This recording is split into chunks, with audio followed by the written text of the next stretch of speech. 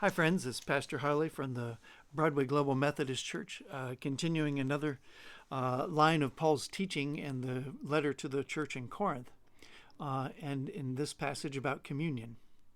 It says, "In the same way, he also took the cup after supper, saying, 'This cup is the new covenant in my blood.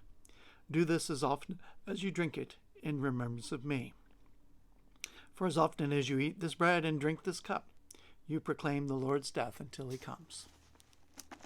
This cup is the new covenant in his blood. You know that there was the blood of the covenant, and Moses had proclaimed the law to the people, and Moses had brought many sacrifices in the wilderness, and the people worshiped God, and the presence of God was there with them, and blood was actually sprinkled upon the congregation, and Moses said, "This is the blood of the covenant which saves you." That's a memorable point. That is God saying, "Here is my love, here is my statement, here is my promise of presence and guidance and help, and it is for you, the people of Israel." And Jesus says, "Here's a new covenant."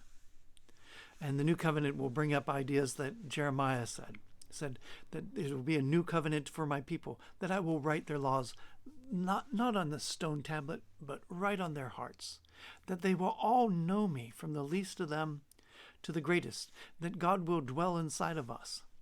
For as we share in the cup of the Lord, remembering his sufferings, remember that his lifeblood was given for us, we also step into a world where God's Spirit lives within us. We can ask him to dwell there. We can ask Jesus to dwell in our hearts, and his Spirit to be present in our lives.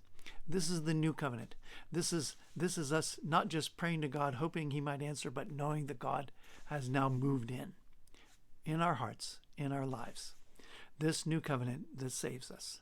Walk in that covenant, trust his love, and be blessed.